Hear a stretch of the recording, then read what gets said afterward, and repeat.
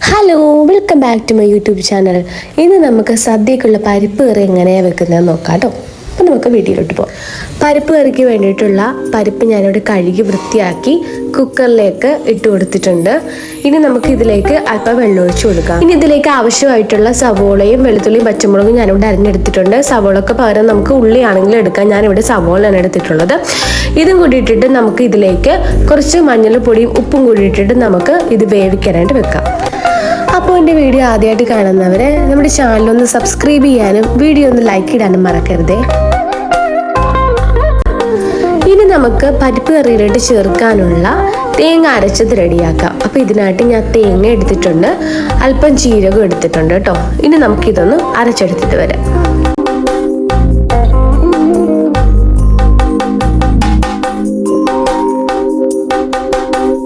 കുക്കറിൽ വെന്തിട്ടുണ്ടായിരുന്ന പരിപ്പ് ഞാൻ ഒരു ചട്ടിയിലേക്ക് മാറ്റിയിട്ടുണ്ട് കേട്ടോ.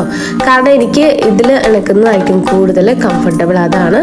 ഇനി ഇതിലേക്ക് നമുക്ക് അല്പം വെളിച്ചെണ്ണ ഒഴിച്ചു കൊടുക്കാം. നമ്മുടെ സാധാ വെളിച്ചെണ്ണ ഒഴിച്ചു കൊടുത്താൽ മതിയാവും കേട്ടോ.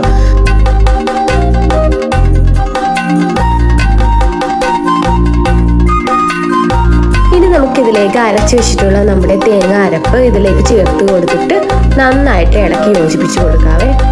കുറച്ചു നേരം നമ്മൾ ആ തേങ്ങയുടെ ഒരു പച്ച ചുവ മാറുന്നത് വരെ നമ്മൾ നന്നായിട്ട് ഇളക്കി കൊടുക്കാം.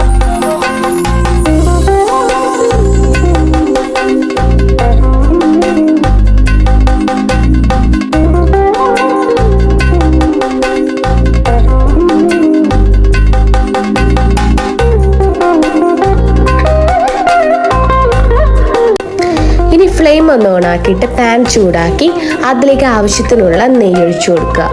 അതൊന്ന് ചൂടായി കഴിയുമ്പോൾ അതിലേക്ക് കടുകും അല്പം വറ്റൽ മുളകും കുറച്ച് കറിവേപ്പിലയും കൂടി ഇട്ടിട്ട് നന്നായിട്ട് വറുത്ത് മൂപ്പിച്ചെടുത്തിട്ട് നമുക്ക് നമ്മുടെ വറ പരിപ്പ് കറിയിലേക്ക് ഒഴിച്ചു കൊടുക്കാം.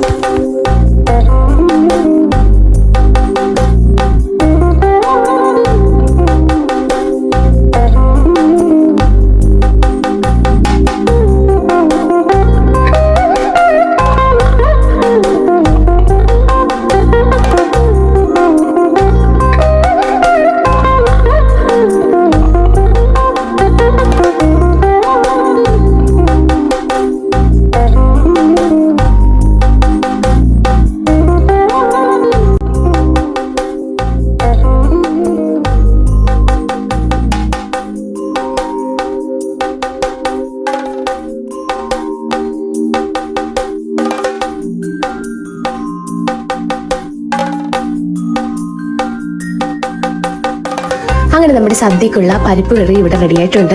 ഇത് വെള്ളം ഒന്ന് വറ്റിച്ചെടുത്ത് കട്ടിപ്പരിപ്പായിട്ടും ചെയ്യുന്നവരുണ്ട്, അല്ലാതെ ഇങ്ങനെ ലൂസായിട്ട് എടുക്കുന്നവരുണ്ട് കേട്ടോ. അപ്പോൾ എനിക്ക് കൂടുതലും താല്പര്യം ഇങ്ങനെ ചെറിയ ലൂസായിട്ടുള്ള രീതിയിൽ പരിപ്പ് കറി ഇരിക്കുന്നതാണ് താല്പര്യം.